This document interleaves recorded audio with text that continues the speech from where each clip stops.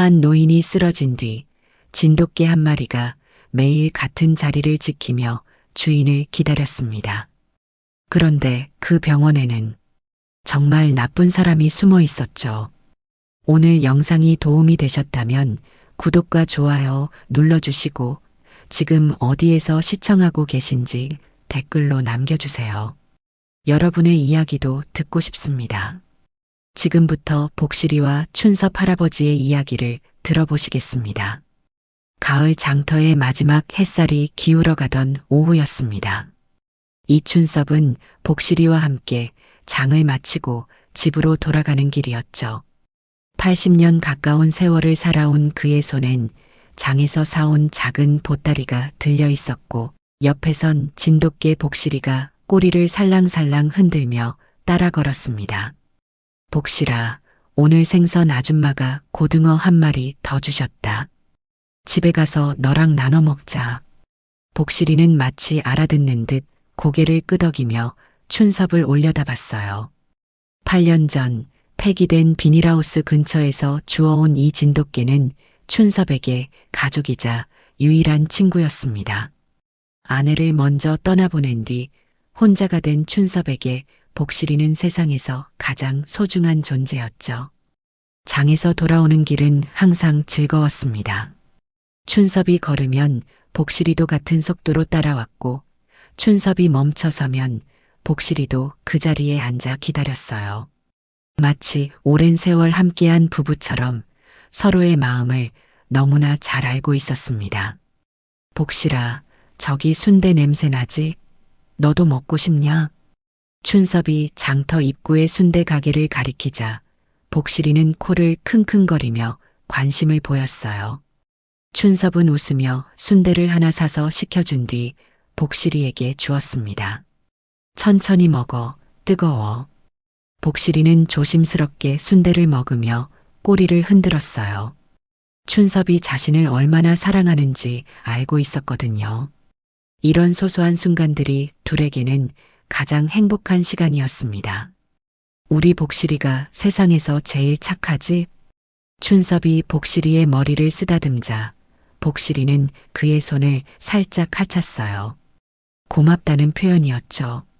지나가는 사람들도 둘의 모습을 보며 미소를 지었습니다. 저 할아버지와 걔 정말 보기 좋네요.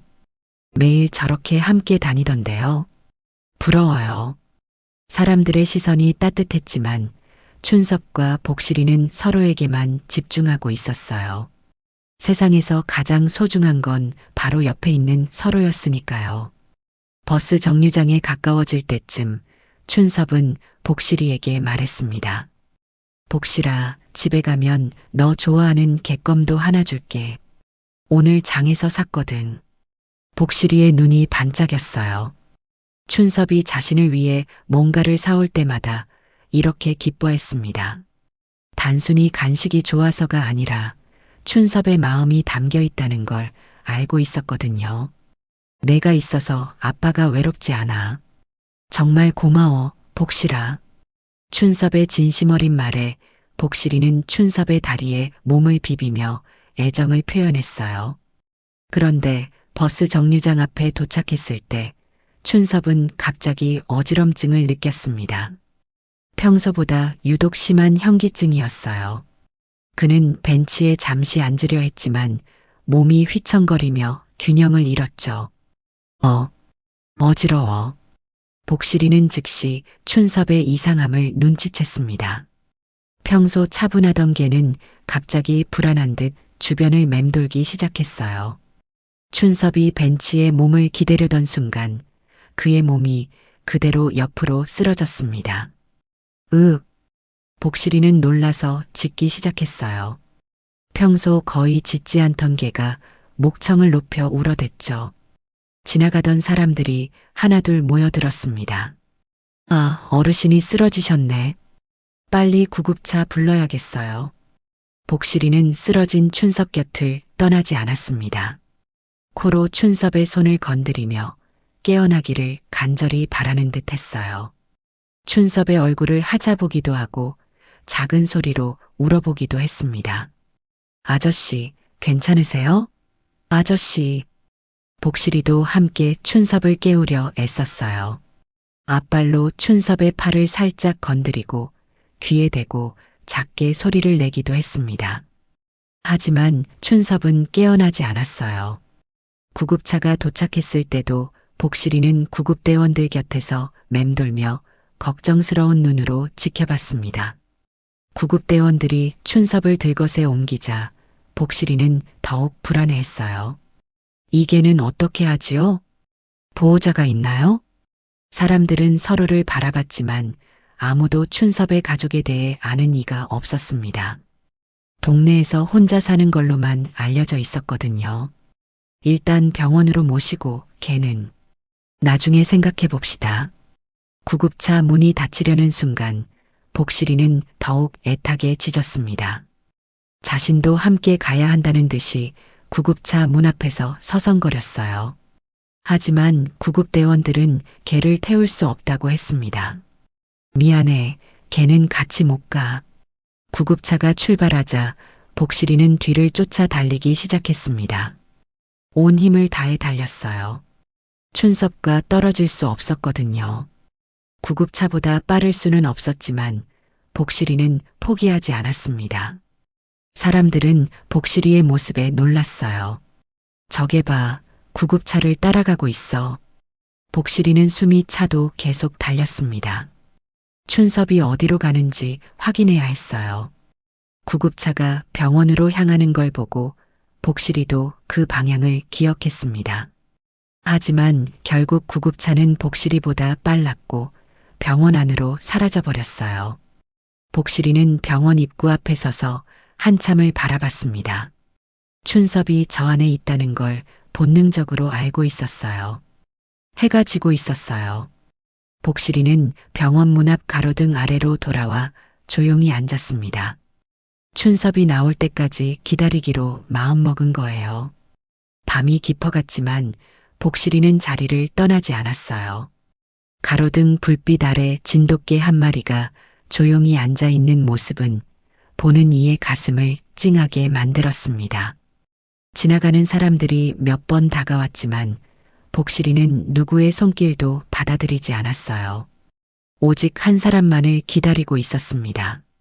의식을 잃은 채로 인근 요양병원 응급실에 도착한 그는 보호자 없는 환자로 분류되었죠. 병원 관계자들은 춘섭의 신분을 확인했지만 연락할 가족이나 지인을 찾을 수 없었습니다. 보호자가 없는 분이네요. 일단 입원시키고 지켜봅시다. 복실이는 그날 밤 내내 병원 앞에서 기다렸습니다. 새벽이 되어서야 지친 몸을 가로등 아래 움츠린 채 잠들었지만 아침이 오자마자 다시 자리에서 일어나 병원 문을 바라봤어요. 춘섭의 냄새를 찾으려 코를 킁킁거렸지만 이미 바람에 날아가 버린 뒤였습니다. 그렇게 복실이의 기다림이 시작되었습니다. 아무도 모르는 사이에 한 마리 진돗개의 간절하고도 숭고한 기다림이 말이죠. 춘섭이 의식을 되찾은 것은 이틀 뒤였습니다. 하얀 천장과 낯선 냄새, 그리고 귓가에 들리는 의료진들의 목소리에 그는 천천히 눈을 떴어요. 몸이 무겁고 머리가 띵했지만 가장 먼저 든 생각은 복실이었습니다. 복실이는 어디 있나요? 곁에 있던 간호사가 다가왔습니다. 어르신, 정신 차리셨네요. 지금 병원에 계세요. 제게 복실이가 어디 있는지 아세요? 같이 있었는데. 간호사는 잠시 당황스러운 표정을 지었어요. 개에 대한 이야기는 들어본 적이 없었거든요. 잠시만요. 원장님께 말씀드릴게요. 얼마 지나지 않아 한도식 원장이 들어왔습니다. 50대 후반의 그는 온화한 미소를 지으며 춘섭에게 다가왔어요. 겉보기엔 자애로운 의사 선생님 같았죠. 어르신 깨어나셨군요. 다행입니다. 저는 이 병원 원장 한도식이라고 해요. 원장님, 제가 쓰러졌을 때 함께 있던 개가 있었는데요. 복실이라고 하는 진돗개인데 어디 있는지 혹시. 한도식의 눈가에 잠깐 차가운 기색이 스쳤지만 다시 온화한 표정으로 돌아왔습니다. 아, 걔 말씀이시군요. 걱정 마세요. 아마 집으로 돌아갔을 거예요. 걔들은 영리하니까 말이죠. 아니에요. 복실이는 절대 혼자 집에 가지 않아요. 제가 없으면 그 자리에서 기다려요. 8년을 함께 살았는데. 어르신, 지금은 몸 회복에 집중하셔야 해요. 걔 이야기는 나중에 하고요. 한도식은 대화를 차단하듯 말했습니다. 다행히 큰 문제는 없지만 나이를 생각하면 당분간 입원 치료를 받으시는 게 좋겠어요. 춘섭은 불안했습니다. 복실이가 걱정되어 잠시도 마음이 편하지 않았어요. 복실이가 정말 걱정되는데 누군가 확인 좀 해주실 수 없을까요? 어르신, 가족분은 계시나요? 연락해드릴 분이 있으시면. 아니요, 가족은 없어요. 아내도 몇 년 전에 먼저 갔고 자식도 없고요. 한도식의 눈에 묘한 빛이 스쳤습니다. 마치 원하던 답을 들은 것 같았어요. 그렇다면 더욱 걱정하지 마세요. 저희가 어르신을 잘 돌봐드릴 테니까요. 가족 없어도 걱정 마시고요. 그때부터 이상한 일들이 벌어지기 시작했습니다. 춘섭이 퇴원하고 싶다고 말할 때마다 한도식은 항상 아직 위험해요. 조금 더 지켜봐야 해요라는 말로 막았거든요. 검사 결과도 제대로 보여주지 않았고 언제 퇴원할 수 있는지에 대한 명확한 답변도 피했습니다. 며칠이 지나면서 춘섭은 점점 답답해졌어요. 복실이 생각만 하면 가슴이 터질 것 같았습니다. 그런데 더 이상한 건 병원 직원들의 반응이었어요. 복실이 이야기를 꺼낼 때마다 모두들 어색한 표정을 지었습니다. 정말 재계가 어디 있는지 알고 싶어요. 복실이가 걱정되어 미치겠어요. 어르신, 자꾸 걔 이야기만 하시면 안 돼요. 다른 환자분들도 계시고. 그 시간 복실이는 병원 입구로 다가갔습니다. 하지만 자동문 앞에서 보안 요원이 막아섰어요. 야, 걔는 들어올 수 없어. 저리 가. 복실이는 물러서지 않았습니다. 병원 안 어딘가에 춘섭이 있다는 걸 본능적으로 알고 있었거든요. 보안 요원이 다가오자 복실이는 몇 걸음 뒤로 물러났지만 완전히 떠나지는 않았어요. 이 개가 왜 자꾸 여기 와서 맴돌지? 아마 주인 찾는 거 아닐까요? 그래도 병원에 개가 있으면 안 되지. 쫓아내야 해.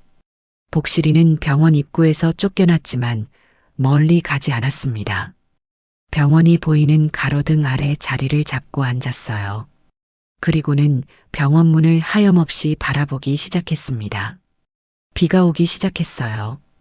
복실이의 털이 젖어갔지만 그는 자리를 떠나지 않았습니다. 지나가는 사람들이 안쓰러워하며 우산을 씌워주려 했지만 복실이는 누구의 도움도 받으려 하지 않았어요. 오직 춘섭만을 기다리고 있었습니다. 한편 병원 안에서는 한도식이 춘섭의 진료 기록을 조작하고 있었습니다. 보호자 없는 노인 환자들을 대상으로 치매 진단을 허위로 내리고 국가 요양보험금을 부정하게 받아내는 것이 그의 수법이었어요. 이 환자도 치매 초기 증상이 보이네요. 한도식은 아무렇지 않게 거짓 진단서를 작성했습니다. 자꾸 걔 이야기만 하는 걸 보니 확실해요. 복실이는 그날 밤도 병원 앞에서 보냈습니다. 춘섭이 있다는 걸 알고 있었지만 만날 수 없었어요. 추위에 떨며 웅크린 채 그저 기다릴 수밖에 없었습니다. 진돗개의 충성심이 시험받는 순간이었죠. 입원한 지 일주일이 지나면서 춘섭의 상태는 점점 이상해졌습니다. 머리가 자꾸 흐릿해지고 가끔은 자신이 어디에 있는지도 헷갈렸어요. 하지만 유독 복실이에 대한 기억만은 선명했습니다. 오히려 더욱 간절해졌죠. 복실아, 어디 있니? 아빠가 여기 있다.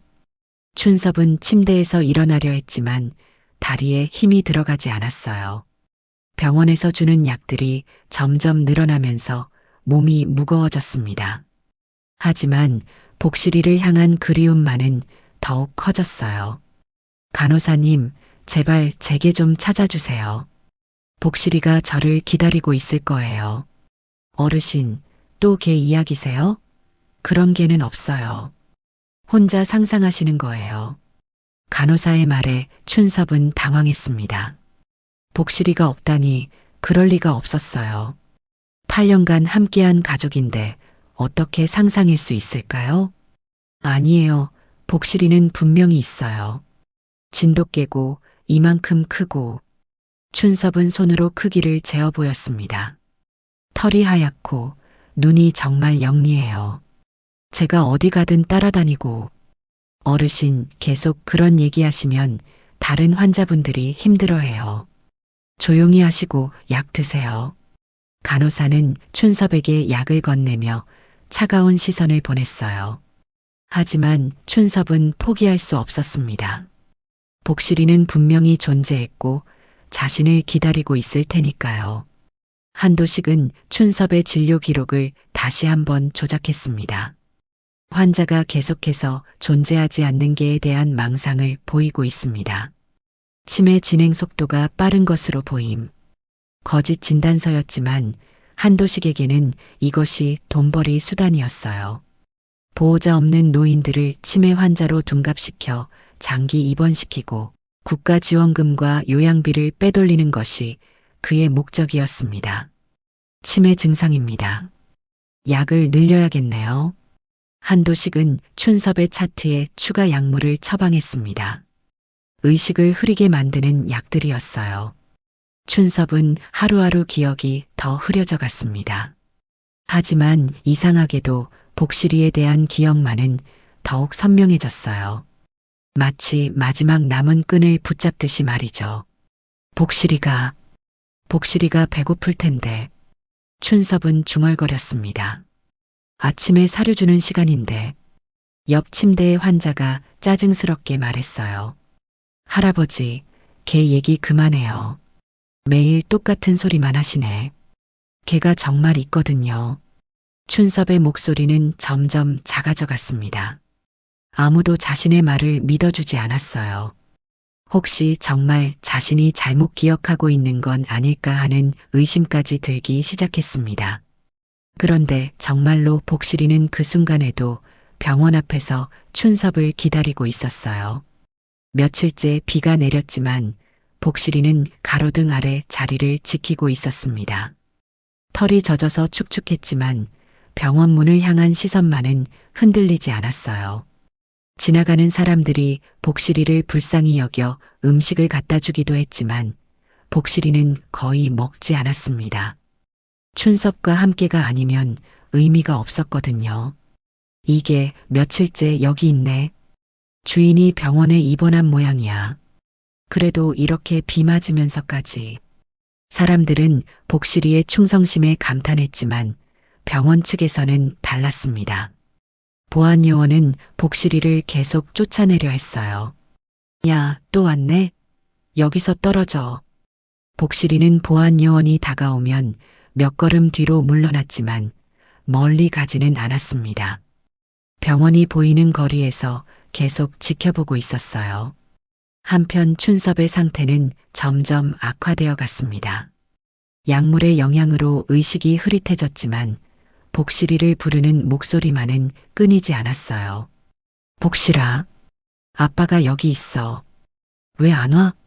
간호사들은 이제 춘섭의 말을 아예 무시했습니다. 치매 환자의 헛소리라고 치부해버린 거예요. 하지만 복실이는 분명히 존재했고 바로 병원 밖에서 춘섭을 기다리고 있었습니다. 네 개가 날 기다리고 있을 텐데. 춘섭은 창문을 바라보며 중얼거렸어요. 복실이는 착한 개야. 절대 나를 버리지 않아. 그의 목소리에는 확신이 담겨 있었습니다. 비록 머리는 흐릿해졌지만 복실이에 대한 사랑만은 변함없었어요. 그리고 그 사랑은 틀리지 않았습니다. 복실이는 정말로 그를 기다리고 있었으니까요. 밤이 깊어가자 춘섭은 조용히 흐느꼈습니다. 복실아, 미안해. 아빠가 왜 이렇게 됐을까? 너는 어디서 뭘 먹고 사니? 복실이 역시 같은 시간 비에 젖은 몸을 떨며 병원 방향을 바라보고 있었어요. 서로 그리워하고 있었지만 만날 수 없는 안타까운 상황이었습니다. 하지만 둘 사이의 끈은 여전히 이어져 있었어요. 사랑으로 연결된 끈 말이죠. 윤가영은 이 병원에서 10년 넘게 일한 베테랑 간호사였습니다. 수많은 환자들을 돌봐왔지만 최근 들어 병원의 분위기가 예전과 다르다는 걸 느끼고 있었어요. 특히 보호자 없는 노인 환자들의 치료 과정에서 뭔가 석연치 않은 부분들이 많았거든요. 언제부터인가 아침 일찍 출근하던 윤가영은 병원 입구 앞 가로등 밑에서 한 마리의 개를 발견했습니다. 진돗개 같아 보이는 그 개는 병원 문을 향해 앉아 있었어요. 오늘은 털이 젖어 있는 걸 보니 밤새 비를 맞은 모양이었습니다. 어머, 너 아직도 여기 있니? 윤가영이 다가가자 복실이는 고개를 들어 그녀를 바라봤습니다. 그 눈빛에는 깊은 슬픔과 간절함이 담겨 있었어요. 마치 무언가를 애타게 기다리고 있는 것 같았습니다. 얘야, 여기서 뭘 하고 있니? 복실이는 윤가영에게 경계심을 보이지 않았지만 그렇다고 다가오지도 않았어요. 그저 병원 문 쪽을 바라보며 자리를 지키고 있을 뿐이었습니다. 출근한 보안 요원이 복실이를 보고 혀를 찼습니다. 아, 또 저게네. 어제도 쫓아냈는데 또 왔어. 어제도 왔었어요? 네, 한 달째 계속 와요. 쫓아내도 멀리 안 가고 계속 맴돌더라고요. 윤가영은 복실이를 유심히 관찰했습니다. 보통 유기견들과는 달라 보였어요. 털이 깨끗하고 몸집도 좋았고 무엇보다 눈빛이 달랐습니다. 주인을 잃고 방황하는 개가 아니라 누군가를 간절히 기다리는 개 같았어요. 쫓아내지 마세요. 위험하지 않은 것 같은데요. 그래도 병원에 개가 계속 있으면 조용히 있잖아요. 사람들한테 해를 끼치는 것도 아니고. 윤가영은 복실이에게 연민을 느꼈습니다. 그 간절한 눈빛을 보니 그냥 지나칠 수가 없었어요. 근무 중에도 윤가영은 자꾸 복실이가 신경 쓰였습니다. 창문 너머로 보이는 복실이는 여전히 같은 자리에 앉아 있었어요. 점심시간이 되어도 오후가 되어도 마찬가지였습니다. 저게 참 신기하네. 동료 간호사가 말했습니다. 하루 종일 똑같은 자리에 앉아 있어. 주인을 기다리는 것 같아요. 주인이 이 병원에 입원해 있다는 뜻인가? 윤가영은 그 말에 뭔가 떠올랐습니다. 최근 입원한 환자 중에 자꾸 개 이야기를 하는 할아버지가 있었거든요. 이춘섭이라는 환자였어요. 혹시 춘섭 할아버지 개일까? 아, 맨날 복실이 찾는 그분요? 설마 진짜 개가 있었던 건 아니겠죠? 간호사들은 춘섭의 복실이 이야기를 치매 증상으로만 여겨왔어요. 하지만 윤가영은 이제 의심을 품기 시작했습니다. 퇴근 시간이 되자 윤가영은 복실이에게 다가갔습니다. 편의점에서 산 개용 우유와 간식을 들고 왔어요. 얘야, 이거 먹어. 복실이는 윤가영이 내민 음식을 냄새만 맡고 고개를 돌렸습니다. 먹을 생각이 없어 보였어요. 안 먹을 거야? 언제부터 여기 있었는데 이렇게 야위었니? 윤가영이 복실이의 털을 쓰다듬으려 하자 복실이는 살짝 몸을 피했습니다.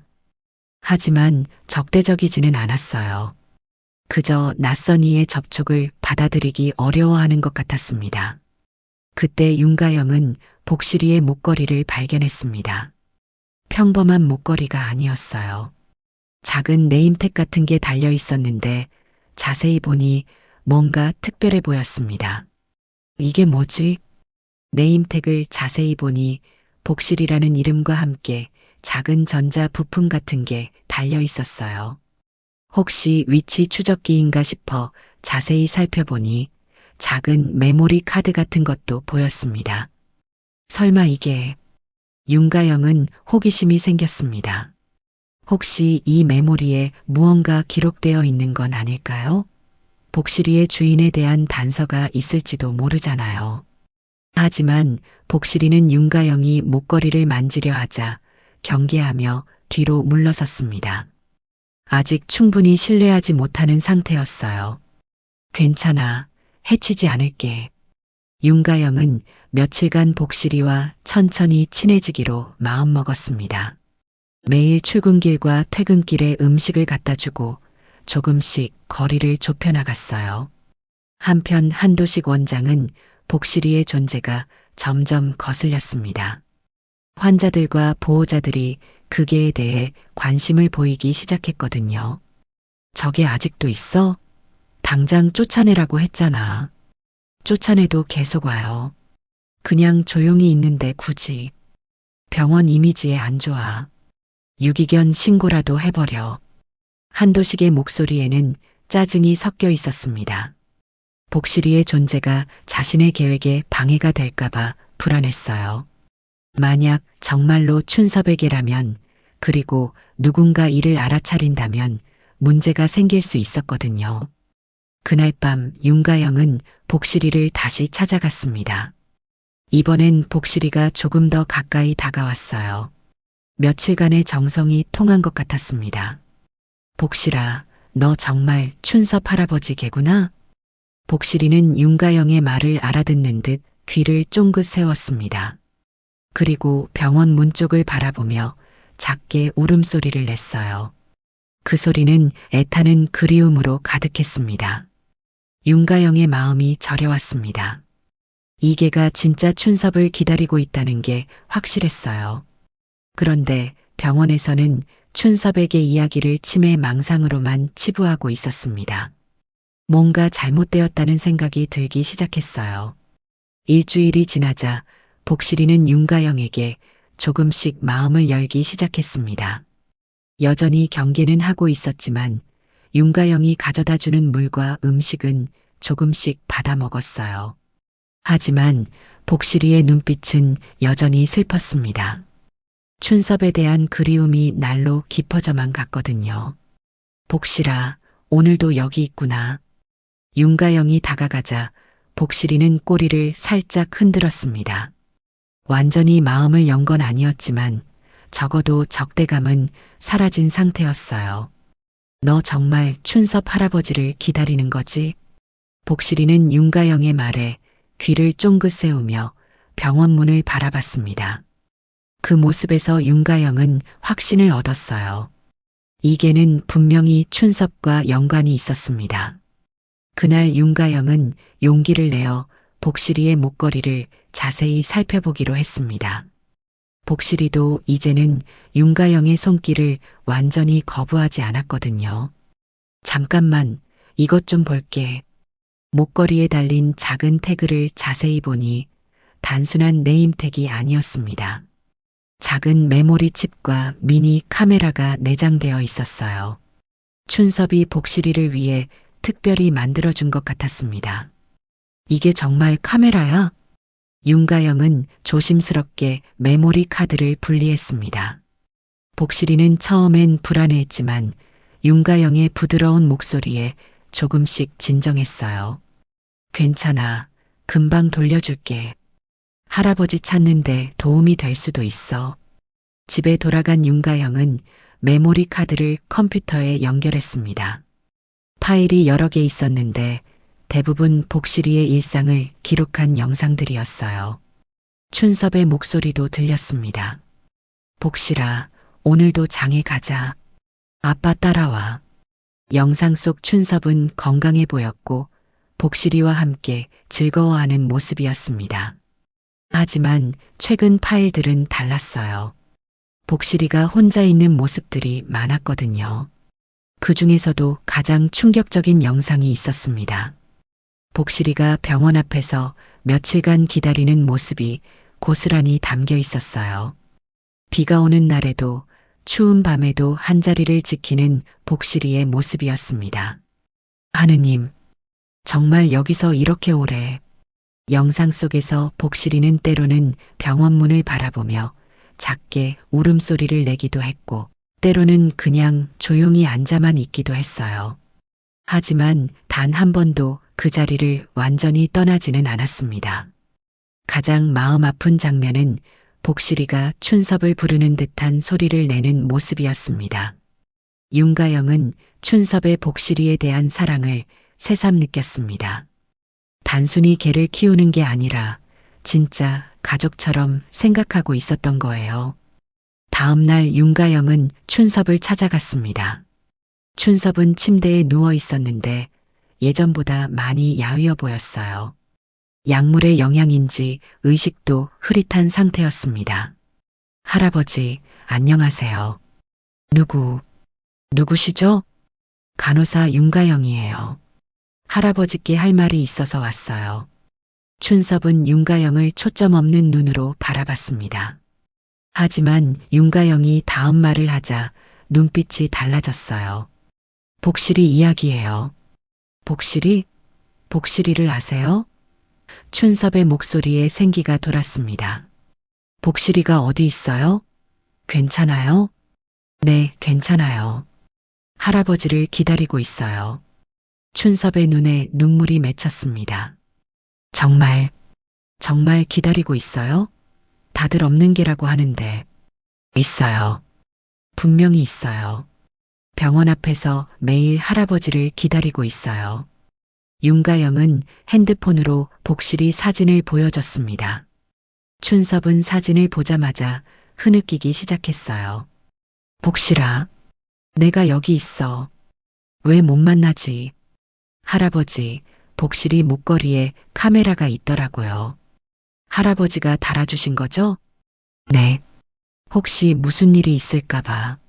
춘섭은 복실이에 대한 이야기를 하면서 점점 정신이 맑아졌습니다. 치매가 아니라 약물 때문에 의식이 흐려진 것뿐이었어요. 그날 밤 윤가영은 특별한 계획을 세웠습니다. 복실이와 춘섭을 연결해주는 것이었어요.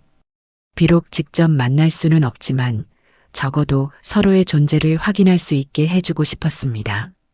더 중요한 건 이 모든 증거가 병원의 부정행위를 폭로할 열쇠가 될 수 있다는 점이었어요.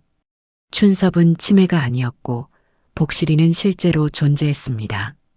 한도식의 진단은 완전히 거짓이었던 거예요. 윤가영은 결심했습니다. 이제 더 이상 침묵할 수 없었어요. 복실이와 춘섭을 위해서 그리고 다른 억울한 환자들을 위해서 진실을 밝혀야 했습니다. 윤가영은 밤새 고민한 끝에 결단을 내렸습니다. 복실이의 영상과 춘섭의 상황을 종합해보니 이건 단순한 의료 실수가 아니었어요.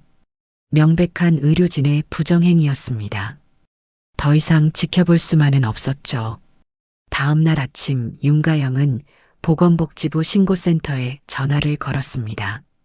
손이 떨렸지만 용기를 냈어요. 안녕하세요. 요양병원의 부정행위를 신고하고 싶습니다. 어떤 내용인가요? 보호자 없는 노인 환자에게 허위 치매 진단을 내리고 부당하게 입원을 연장시키고 있습니다. 증거도 있어요. 윤가영은 복실이의 영상 파일과 춘섭의 상태에 대한 자세한 설명을 제출했습니다. 특히 복실이가 병원 앞에서 주인을 기다리는 모습이 담긴 영상은 강력한 증거였어요. 이틀 후 보건복지부 담당 공무원이 병원을 방문했습니다. 김성민이라는 이름의 그는 경험이 많은 조사관이었어요. 안녕하세요. 보건복지부에서 나온 김성민입니다. 신고가 접수되어 조사차 왔습니다. 한도식의 얼굴이 순간 굳었습니다. 하지만 곧 평소의 온화한 표정으로 돌아왔어요. 아, 그러세요? 무슨 신고인지 궁금하네요. 저희는 항상 최선을 다해 환자를 돌보고 있는데요. 이춘섭이라는 환자에 대한 신고입니다. 치매 진단의 적절성과 입원 연장의 타당성에 대해 조사하려고 해요. 한도식의 눈빛이 차갑게 변했습니다. 춘섭 씨 말씀이시군요. 그분은 확실한 치매 환자입니다. 자꾸 존재하지 않는 개에 대한 망상을 보이고 계시거든요. 그 개에 대해서도 조사해 보겠습니다. 김성민은 춘섭의 병실로 향했습니다. 한도식도 따라왔지만 얼굴에는 불안감이 스며들어 있었어요. 춘섭은 침대에 누워 있었는데 김성민이 다가가자 또렷한 눈으로 바라봤습니다. 할아버지, 안녕하세요. 저는 보건복지부에서 온 김성민입니다. 복지부에서요? 혹시 복실이 때문에 오신 건가요? 한도식이 끼어들었습니다. 보세요. 또 걔 이야기를 하고 있죠. 이게 치매 증상입니다. 하지만 김성민은 춘섭과 직접 대화를 나눴습니다. 할아버지, 복실이가 어떤 개인지 말씀해 주세요. 춘섭은 놀랍도록 정확하게 복실이에 대해 설명했습니다. 크기, 색깔, 성격, 함께 살아온 이야기까지 구체적으로 말했어요. 치매 환자의 망상이라고 하기엔 너무 생생하고 일관성이 있었습니다. 할아버지, 복실이는 지금 어디 있을까요? 저를 기다리고 있을 거예요. 복실이는 절대 저를 버리지 않아요. 어디선가 분명 기다리고 있을 거예요. 바로 그때 윤가영이 나타났습니다. 그녀는 김성민에게 복실이 사진을 보여줬어요. 이계가 매일 병원 앞에서 기다리고 있습니다. 한도식의 얼굴이 창백해졌습니다. 그런 개는 처음 보는데요. 원장님, 며칠 전에 적에 쫓아내라고 하셨잖아요. 윤가영의 말에 한도식은 당황했습니다. 거짓말이 들통나기 시작한 거예요.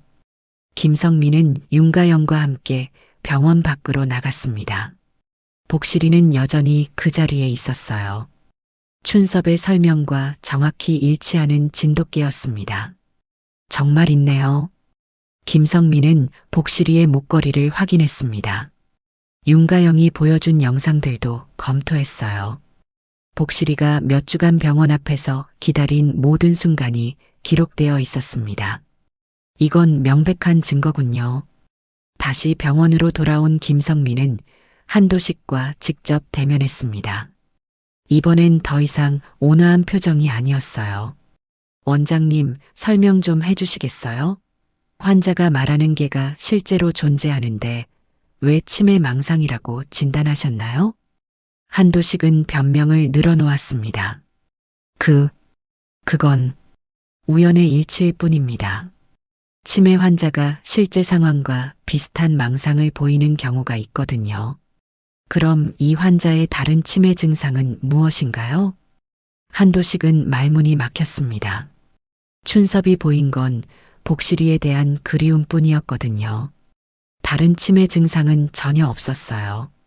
김성민은 춘섭의 진료 기록을 자세히 검토했습니다. 의심스러운 부분이 한두 곳이 아니었어요. 이 약물 처방도 이상하네요. 왜 이렇게 많은 진정제를 처방하셨나요? 환자가 불안해한다고 이렇게까지 많이요?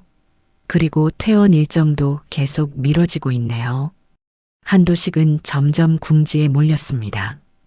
그의 평소 온화한 가면이 서서히 벗겨지기 시작했어요. 원장님, 혹시 이 환자 말고도 비슷한 사례가 있나요?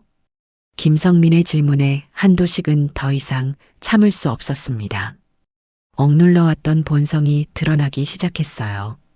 뭐가 문제라는 겁니까?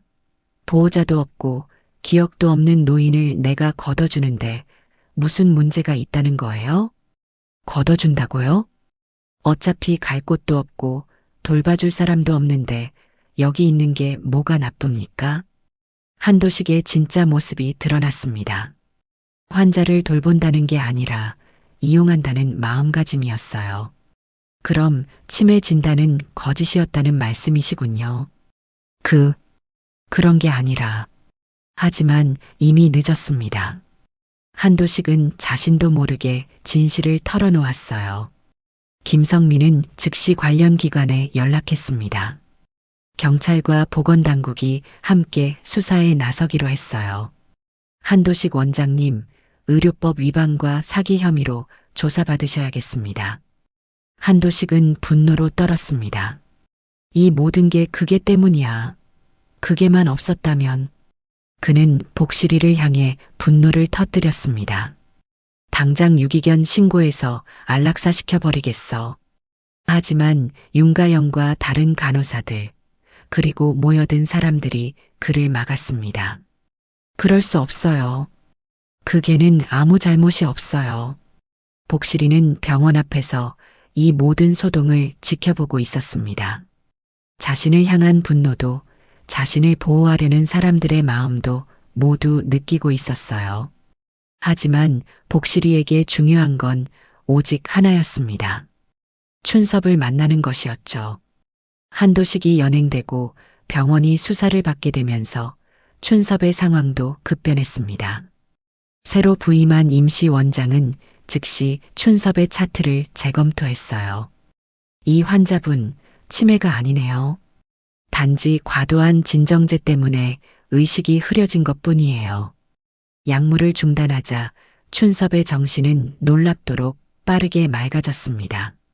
며칠 만에 예전의 또렷한 모습을 되찾았어요. 가장 먼저 한 말은 역시 복실이에 대한 것이었습니다. 복실이는 정말 괜찮나요? 윤가영이 춘섭 곁에 앉아 말했습니다. 네, 할아버지. 복실이가 할아버지를 기다렸어요. 매일같이요. 정말요? 얼마나 기다렸을까요? 거의 한 달 넘게요. 비가 와도 눈이 와도 병원 앞에서 한 걸음도 떠나지 않았어요. 춘섭의 눈에 눈물이 고였습니다. 그 녀석이 그렇게 오래. 윤가영은 복실이가 찍은 영상들을 춘섭에게 보여줬습니다. 병원 앞에서 기다리는 복실이의 모습, 비에 젖어 웅크리고 있는 모습, 그리고 간절히 병원 문을 바라보는 모습들이었어요. 복실아, 아빠가 미안해. 춘섭은 영상을 보며 흐느꼈습니다. 자신 때문에 복실이가 얼마나 고생했는지 생각하니 가슴이 찢어질 것 같았어요. 할아버지, 이제 퇴원하실 수 있어요. 복실이를 만나러 가시겠어요? 춘섭은 고개를 끄덕이며 일어나려 했지만 오랜 입원 생활로 다리가 많이 약해져 있었습니다. 윤가영이 부축해 주었어요. 천천히 하세요. 복실이가 기다렸는데 조금 더 기다려도 괜찮을 거예요.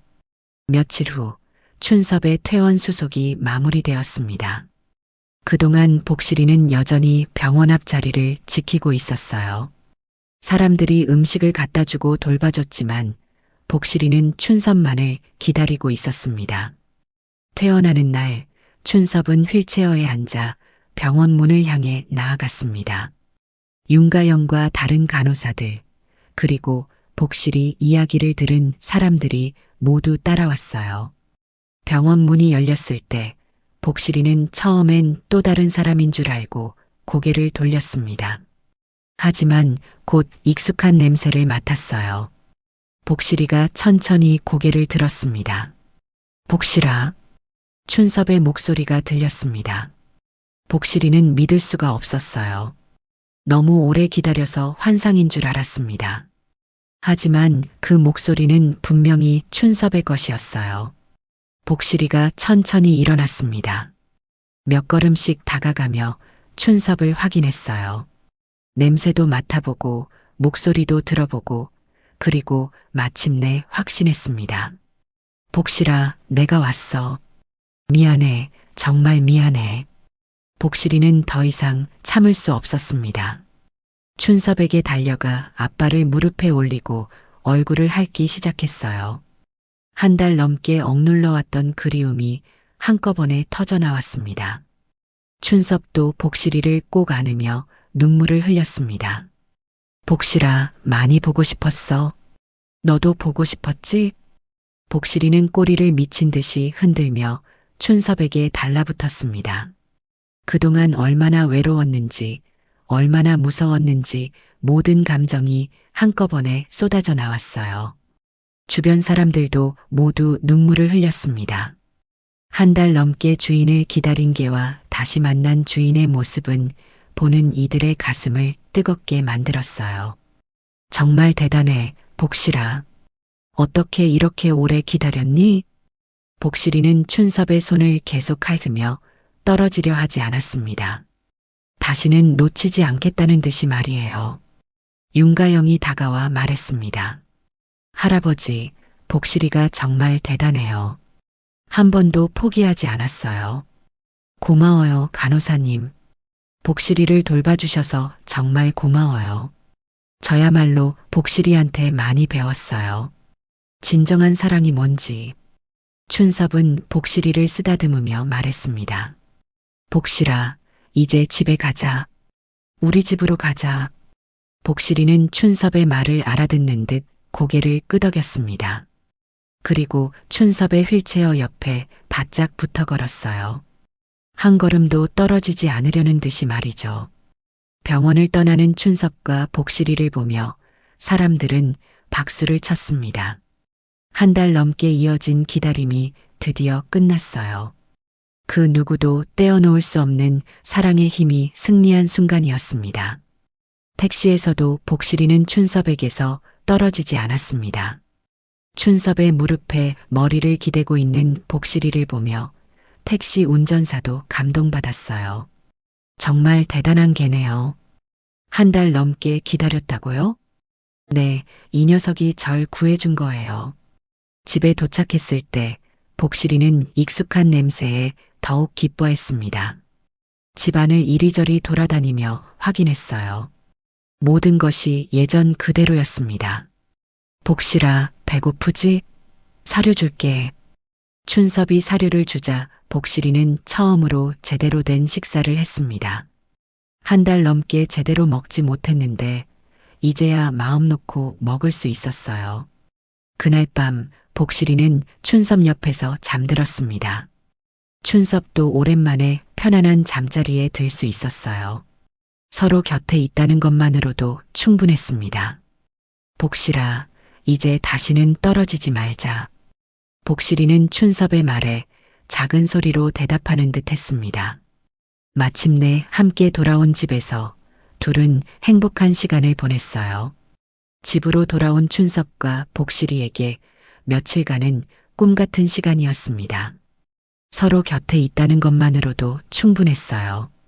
춘섭은 복실이를 한시도 놓치고 싶지 않았고 복실이 역시 춘섭에게서 한 걸음도 떨어지려 하지 않았습니다. 하지만 복실이의 몸 상태는 예전 같지 않았어요. 한 달 넘게 제대로 먹지 못하고 추위와 비를 견뎌낸 탓에 많이 약해져 있었습니다. 털도 윤기를 잃었고 걸음걸이도 예전처럼 경쾌하지 않았어요. 복실아, 괜찮니? 많이 힘들었지? 춘섭은 복실이를 쓰다듬으며 걱정스러워했습니다. 복실이는 여전히 춘섭 옆에 바짝 붙어 있었지만 예전처럼 활발하지는 않았어요. 마을 사람들이 춘섭과 복실이의 이야기를 듣고 찾아왔습니다. 한 달 넘게 주인을 기다린 개의 이야기는 온 동네에 퍼져 있었거든요. 춘섭이 형, 정말 대단한 개를 키우고 있었네요. 복실이가 정말 충성스럽구나. 어떻게 그렇게 오래 기다렸을까? 사람들은 복실이를 보며 감탄했습니다. 하지만 복실이는 예전처럼 사람들에게 관심을 보이지 않았어요. 오직 춘섭에게만 집중하고 있었습니다. 이제 괜찮다, 복실아. 아빠가 어디 안 가. 춘섭은 복실이를 안심시키려 했지만 복실이는 여전히 불안해하는 것 같았어요. 혹시 또 춘섭이 사라질까봐 두려워하는 것 같았습니다. 며칠이 지나면서 복실이는 조금씩 회복되는 것 같았습니다. 식사도 제대로 하고 산책도 나가고 예전처럼 춘섭과 함께 시간을 보냈어요. 하지만 춘섭은 복실이가 예전과 다르다는 걸 느꼈습니다. 복실아, 너 많이 힘들었구나. 아빠가 미안해. 복실이는 춘섭의 말에 꼬리를 살짝 흔들었지만 그 움직임이 예전처럼 힘차지는 않았어요. 일주일이 지난 어느 아침, 춘섭은 평소보다 일찍 일어났습니다. 복실이가 침대 옆에서 조용히 숨을 고르고 있었어요. 하지만 뭔가 이상했습니다. 복실아? 춘섭이 복실이를 부르자 복실이는 천천히 눈을 떴습니다. 하지만 그 눈빛이 예전 같지 않았어요. 많이 피곤해 보였고 힘들어하는 것 같았습니다. 복실아, 괜찮니? 복실이는 춘섭을 바라보며 작게 꼬리를 흔들었습니다. 마치 괜찮다고 말하는 것 같았어요. 하지만 춘섭은 복실이의 상태가 심상치 않다는 걸 알 수 있었습니다. 그날 오후 복실이는 마당으로 나가 햇볕이 드는 곳에 누웠습니다. 평소 좋아하던 자리였어요. 춘섭도 복실이 옆에 앉았습니다. 복실아, 여기가 좋지? 따뜻하고. 복실이는 춘섭을 올려다보며 작게 숨을 쉬었습니다. 그 눈빛에는 평화로움이 담겨 있었어요. 마치 이제는 걱정이 없다는 듯이 말이죠. 해가 지고 있었습니다. 노을이 마당을 붉게 물들였어요. 복실이는 춘섭의 무릎에 머리를 기댔습니다. 복실아, 고생 많았어. 정말 고생 많았어. 춘섭은 복실이의 머리를 쓰다듬으며 말했습니다. 복실이는 춘섭의 손길을 느끼며 편안해하는 것 같았어요. 너 때문에 내가 살았어. 내가 나를 구해준 거야. 복실이의 숨소리가 점점 고요해졌습니다.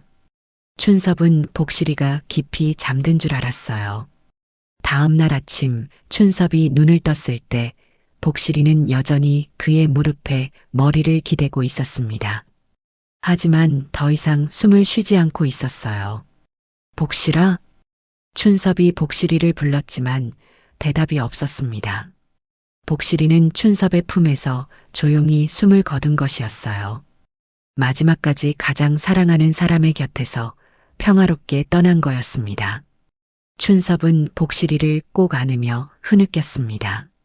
복실아, 정말 고생 많았어. 이제 편히 쉬어. 마을 사람들이 소식을 듣고 찾아왔습니다. 모두들 복실이의 죽음을 애도했어요.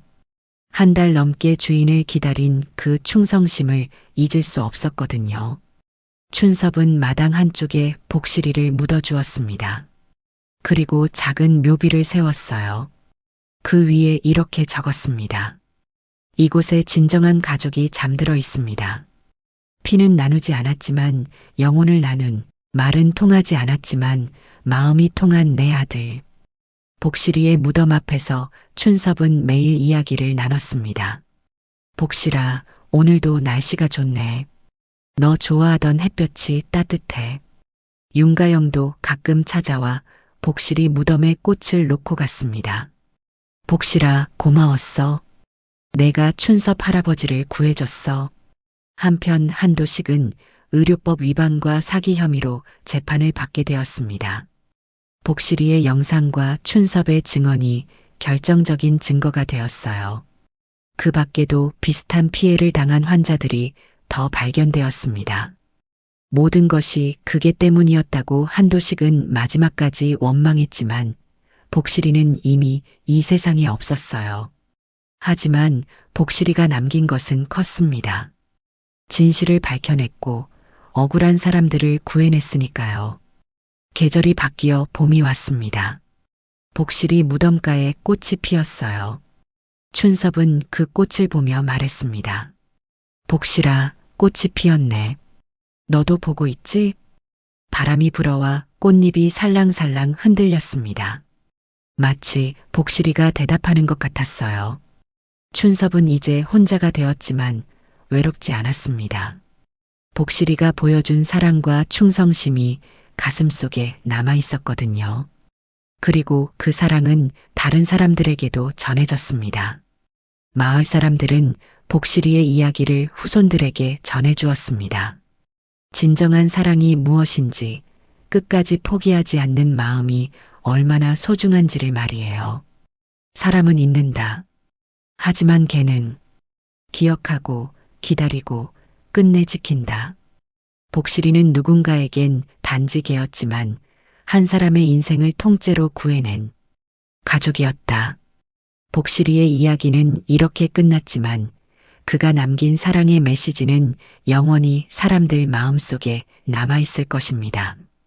때로는 사람보다 더 순수하고 더 진실한 사랑을 보여주는 존재가 있다는 것을, 그리고 그런 사랑 앞에서는 어떤 악도 결국 무너질 수밖에 없다는 것을 말이죠. 오늘 이야기를 들어주셔서 감사합니다. 영상 보시고 느끼신 감정, 댓글로 함께 나눠주세요. 여러분의 한마디가 누군가에겐 큰 위로가 될 수 있습니다. 영상이 마음에 드셨다면 구독과 좋아요로 응원 부탁드립니다. 딸과 손주를 위해 매주 반찬을 싸들고 서울로 향하던 평범한 시골 어머니가 어느 날 사위의 충격적인 비밀을 목격하게 되죠. 그 순간부터 시작된 충격적인 진실 찾기와 가족을 지키려는 한 어머니의 이야기가 여러분의 마음을 깊이 울릴 겁니다. 오늘도 함께 해주셔서 감사하고 영상이 도움되셨다면 구독과 좋아요 부탁드려요. 그럼 이제 함께 보실까요? 경기도 양주시의 외곽마을, 이른 새벽부터 부엌에서 분주한 소리가 납니다. 올해 65인 박순남 씨가 오늘도 변함없이 딸을 위한 반찬을 준비하고 있어요. 무와 배추로 김치를 담그고 콩나물을 다듬어 무치고 멸치를 볶아 밑반찬을 만드는 손길이 정말 부지런합니다. 유진이가 좋아하는 깻잎 장아찌도 넣어야지. 순남 씨는 혼잣말을 하며 작은 반찬통 하나를 더 챙깁니다. 외동딸 정유진은 서울에서 마케팅 회사 팀장으로 일하며 7살 아들 지우를 키우고 있거든요. 남편 최재훈과 함께 맞벌이를 하다 보니 집에서 제대로 된 밑반찬 하나 만들 시간이 없다는 걸 순남 씨는 너무나 잘 알고 있습니다. 지우가 이번 주는 뭘 해달라고 할까? 순남 씨의 얼굴에 미소가 번집니다. 손주 지우는 외할머니가 올 때마다 할머니 김치찌개 해주세요, 계란말이 해주세요 하며 조르곤 했거든요. 순남 씨에게는 그런 손주의 제잘거림이 세상에서 가장 소중한 선물 같았어요. 새벽 6시 순남 씨는 꽁꽁 챙긴 반찬들을 큰 가방에 담고 마을버스를 타러 나섰습니다. 시골에서 서울까지는 2시간 반이 걸리죠. 젊었을 때는 아무것도 아니었던 그 거리가 이제는 제법 먼 길처럼 느껴지지만 순남 씨는 한 번도 그 길이 힘들다고 생각해 본 적이 없어요. 버스 안에서 순남 씨는 딸에게 전화를 걸었습니다. 유진아, 엄마야. 지금 가고 있어. 전화 너머로 들리는 유진의 목소리는 여전히 바빴어요. 아, 엄마. 오늘 정말 바빠요. 오전에 중요한 프레젠테이션 있고 오후에는 클라이언트 미팅이라. 그래도 지우 밥은 먹여야지. 엄마가 김치찌개 끓여줄게. 엄마, 시간 없어요. 비밀번호 알려드릴게요. 그냥 냉장고에 넣고 가세요. 지우는 재훈 씨가 데리러 갈 거예요. 순남 씨는 아쉬웠지만 딸의 목소리에서 느껴지는 피로감을 모른 척할 수 없었어요. 알았다, 딸. 몸 챙기고. 전화를 끊고 나서 순남 씨는 창밖을 바라봤습니다. 딸이 결혼하고 나서 이런 식으로 반찬만 갖다 놓고 오는 일이 잦아졌어요. 예전에는 함께 밥도 먹고 지우와도 놀아주고 했는데 요즘 유진은 정말 바쁜 것 같았습니다. 그래도 우리 지우는 볼 수 있겠지. 순남 씨는 손주 생각에 다시 마음이 따뜻해졌어요. 오후 3시쯤 순남 씨는 딸의 아파트에 도착했습니다. 고층 아파트 단지의 깔끔한 경비실 앞을 지날 때 경비원 백기철 씨가 고개를 숙여 인사를 건넸어요. 말수 적고 무뚝뚝한 인상이지만 늘 예의 바른 분이었죠. 엘리베이터를 타고 15층까지 올라가니 딸의 집이 나왔습니다. 순남 씨는 유진이 알려준 비밀번호를 눌러 현관문을 열었어요. 조용한 집안 딸과 사위는 벌써 출근했고 지우도 유치원에 간 후였겠죠. 그래, 냉장고만 정리하고 가자. 순남 씨는 가방에서 하나씩 반찬통을 꺼내며 냉장고 안을 정리하기 시작했습니다. 김치 한 통, 콩나물 무침, 멸치볶음, 깻잎 장아찌까지. 딸이 좋아하는 것들로 냉장고가 가득 찼어요. 그런데 그때였습니다. 현관문이 열리는 소리가 들렸어요. 순남 씨는 깜짝 놀라 고개를 들었습니다. 누가 온 거지? 분명 유진은 오전에 프레젠테이션이 있다고 했고 재우는 회사에 있을 시간인데요. 순남 씨는 냉장고 문을 살며시 닫고 부엌 안쪽으로 몸을 숨겼어요. 현관에서 들려오는 목소리는 분명 사위 재훈의 목소리였는데 낯선 여자의 웃음소리가 함께 들렸습니다. 순남 씨의 심장이 갑자기 빨리 뛰기 시작했어요. 이상하다. 재훈이가 누구랑 온 거지? 부엌 구석에 숨어 있던 순남 씨는 작은 틈새로 거실을 내다봤습니다. 그리고 그 순간 믿을 수 없는 광경을 목격하게 되었어요. 재훈이 낯선 여자와 손을 잡고 소파에 앉아 있었거든요. 그 여자는 유진과는 전혀 다른 스타일의 화려하고 세련된 차림이었어요. 두 사람은 아무도 없는 줄 알고 스스럼 없이 서로를 껴안고 있었습니다. 순남 씨는 숨이 막혔어요. 손이 덜덜 떨리고 가슴이 쿵쾅거렸죠. 이런 상황을 어떻게 받아들여야 할지, 무엇을 해야 할지 전혀 알 수가 없었습니다. 그저 부엌 구석에 몸을 숨긴 채 이 모든 것이 꿈이었으면 좋겠다고 생각할 뿐이었어요. 심장이 너무 빨리 뛰어서 가슴이 터질 것만 같았죠. 거실에서 들려오는 소리들이 점점 더 또렷해졌습니다. 자기야, 오늘 정말 시간 괜찮아? 낯선 여자의 목소리였어요. 부드럽고 애교 있는 톤이었죠. 응, 유진이는 오늘 하루 종일 바빠. 지우도 유치원 끝나고 학원 가니까 저녁 늦게까지 안 와. 재훈의 대답이 들렸습니다. 순남 씨는 온몸에 소름이 돋았어요. 사위가 이렇게 태연하게 마치 계획된 일처럼 말하는 모습이 믿어지지 않았거든요. 그럼 우리 시간 충분하네. 여자가 웃으며 말했어요. 순남 씨는 조심스럽게 거실 쪽을 다시 내다봤습니다. 두 사람이 소파에 더 가까이 앉아 있었어요. 그 여자는 30대 중반쯤 되어 보였고 깔끔하고 세련된 옷차림이었죠. 재훈은 그녀의 어깨에 팔을 두르며 뭔가 속삭이고 있었습니다. 미연아, 고마워. 이런 시간 내기가 쉽지 않은데. 순남 씨는 그 이름을 마음속으로 되뇌었어요. 어떻게 이런 일이 일어날 수 있을까 하는 생각에 머리가 하얗게 되었습니다. 나도 좋아. 재훈 씨랑 이렇게 조용한 시간 보내는 거. 서미연이 재훈의 가슴에 기대며 말했어요. 순남 씨는 더 이상 지켜볼 수 없었어요. 다리에 힘이 풀려서 주저앉을 것 같았거든요.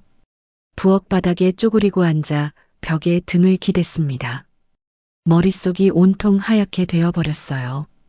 우리 유진이는, 우리 지우는, 순남 씨는 속으로 중얼거렸어요. 딸과 손주의 얼굴이 떠올랐죠. 매일 아침 일찍 나가서 밤늦게 들어오는 딸, 엄마. 아빠가 바빠서 외할머니를 그렇게 따르는 지우의 모습이 머릿속을 스쳐 지나갔습니다. 거실에서는 계속 두 사람의 대화가 들려왔어요. 다음 주에도 시간 될까? 서미연이 물었어요. 글쎄, 유진이 어머니가 가끔 오시거든. 미리 확인해 볼게. 순남 씨는 그 말을 듣는 순간 온몸이 차갑게 식었어요. 자신의 존재조차 이들에게는 신경 쓸 요소 중 하나에 불과하다는 걸 깨달았거든요. 시간이 어떻게 흘러갔는지 알 수 없었어요. 부엌 바닥에 앉아있던 순남 씨는 거실이 조용해지는 걸 느꼈습니다. 두 사람이 침실 쪽으로 이동한 것 같았어요. 순남 씨는 이제야 겨우 일어설 수 있었습니다. 온몸이 떨려서 제대로 서기도 힘들었죠. 조심스럽게 현관 쪽으로 발걸음을 옮겼어요. 신발장 근처에 여자의 하이힐이 놓여 있었고 소파 위에는 비싼 것 같은 스카프가 걸려 있었습니다. 어떻게 나가지? 순남 씨는 마음이 급해졌어요. 이대로 있다가 들키면 안 되는데 그렇다고 소리를 내며 나갈 수도 없었거든요. 다행히 현관문은 안쪽에서는 소리 없이 열 수 있었어요. 순남 씨는 가방도 챙기지 못한 채 조용히 문을 열고 복도로 나왔습니다. 엘리베이터 버튼을 누르고 기다리는 동안에도 손이 계속 떨렸어요. 엘리베이터가 내려가는 동안 순남 씨는 거울에 비친 자신의 모습을 봤습니다. 얼굴이 새하얗게 질려 있었고 눈가에는 언제 흘렸는지 모를 눈물 자국이 있었어요. 1층에 내려와서도 순남 씨는 발걸음을 제대로 떼지 못했어요. 경비실 앞을 지날 때 백기철 씨가 걱정스러운 눈빛으로 바라봤지만 순남 씨는 고개를 들 수가 없었습니다. 아파트 단지를 벗어나 버스 정류장까지 걷는 동안 순남 씨의 머릿속은 온통 혼란스러웠어요. 방금 본 것이 현실인지 꿈인지 구분이 안 됐거든요. 이걸 유진이에게 말해야 할까? 아니면 모른 척해야 할까?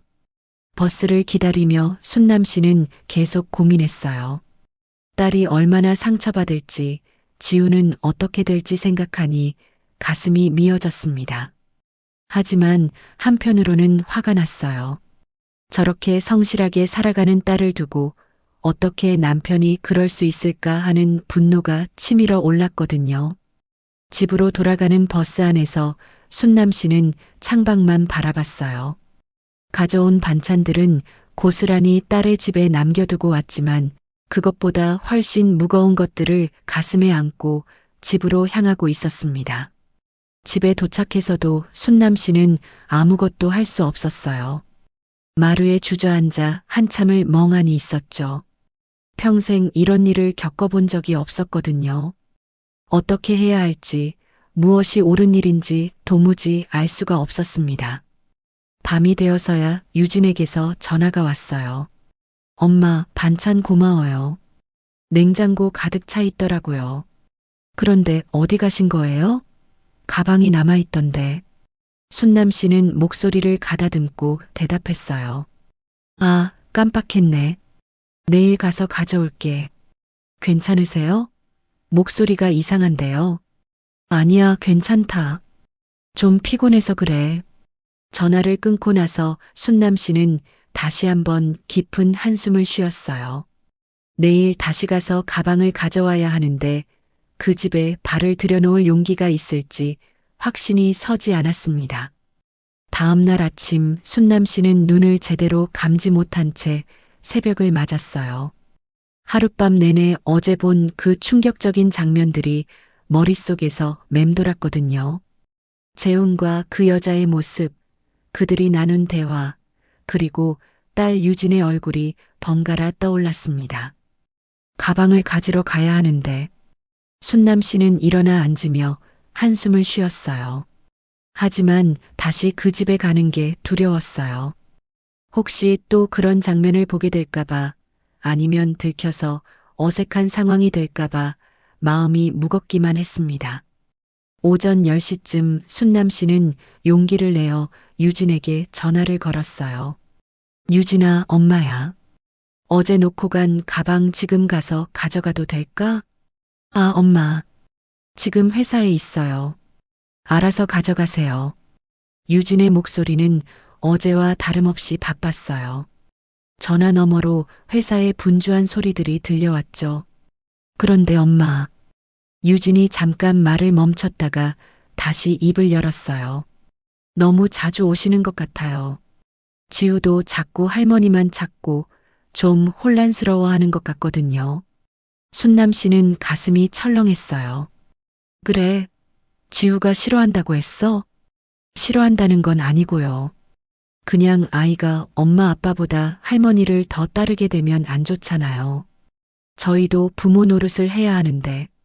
전화 너머로 들리는 딸의 말이 평소 같으면 서운했을 텐데 지금은 다른 의미로 다가왔어요. 재훈이 있는 상황에서 자주 오지 말라는 뜻으로 들렸거든요. 알았다, 유진아.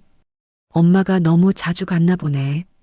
앞으로는 미리 연락하고 갈게. 네, 엄마. 미안해요. 바쁘다 보니까. 괜찮다, 딸. 일 열심히 하고. 전화를 끊고 나서 순남 씨는 마음이 더욱 복잡해졌어요. 딸이 저런 말을 하는 게 예전 같으면 그냥 바쁘다고 생각했을 텐데 지금은 혹시 재훈이 시킨 것은 아닐까 하는 의심이 들었거든요. 오후에 순남 씨는 다시 서울로 향했어요. 이번에는 가방만 가져오려고 했죠. 아파트에 도착해서 조심스럽게 비밀번호를 누르고 들어갔습니다. 다행히 집안은 조용했어요. 부엌에 놓여있던 가방을 챙기고 나오려는데 냉장고 위에 메모지 하나가 붙어 있는 게 보였어요. 재훈의 글씨였습니다. 유진아, 오늘 늦을 것 같아. 지우 저녁은 알아서 먹이고 먼저 재워. 마이너스 재훈. 순남 씨는 그 메모를 보며 가슴이 답답해졌어요. 어제 그 여자와 그런 일을 하고 나서도 이렇게 태연하게 일상을 보내는 재훈의 모습이 믿어지지 않았거든요. 아파트를 나서려는데 경비실에서 백기철 씨가 나왔어요. 평소보다 조심스러운 표정으로 순남 씨에게 다가왔습니다. 어르신, 잠깐만요. 순남 씨는 발걸음을 멈췄어요. 백기철 씨는 주변을 둘러본 후 낮은 목소리로 말했습니다. 그 사위분, 조심하세요. 네, 몇 번 봤어요. 낮에 여자분이랑 같이 들어가는 거. 백기철 씨의 눈빛이 진지했어요. 전직이 형사라서 그런지 이상한 건 금방 눈에 띄거든요. 순남 씨는 숨이 막혔어요. 자신만 아는 비밀이라고 생각했는데 다른 사람도 알고 있었던 거죠. 혹시 언제부터요? 한두 달은 된 것 같아요. 처음에는 그냥 친구인가 했는데 행동을 보니까 그게 아니더라고요. 백기철 씨가 고개를 저었어요. 따님한테 말씀드리는 게 좋을 것 같은데요.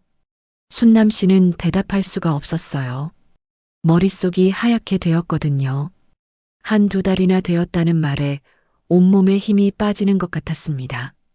어르신, 괜찮으세요? 백기철 씨가 걱정스럽게 물었어요. 네, 고맙습니다. 잘 생각해 보겠어요. 순남 씨는 간신히 대답하고는 휘청거리며 걸어 나갔어요. 버스 정류장까지 가는 길이 이렇게 멀게 느껴진 적이 없었습니다. 버스를 기다리며 순남 씨는 마음을 정리하려고 했어요. 이제 더 이상 혼자만의 비밀이 아니었거든요. 경비원까지 알고 있다면 다른 사람들도 눈치챘을 수도 있다는 뜻이었죠. 우리 유진이는 아직 모르고 있을 텐데. 순남 씨는 딸을 생각하며 가슴이 아팠어요. 어떻게 해야 할까? 집으로 돌아가는 버스 안에서 순남 씨는 계속 고민했습니다. 이대로 모른 척하고 넘어갈 수도 없고 그렇다고 당장 딸에게 말하기도 어려웠거든요. 하지만 한 가지는 분명했어요. 이 문제를 그냥 두고 볼 수는 없다는 것이었습니다. 집으로 돌아온 후 사흘 동안 순남 씨는 제대로 잠을 잘 수가 없었어요. 밥맛도 없고 뭘 해도 집중이 안 됐죠.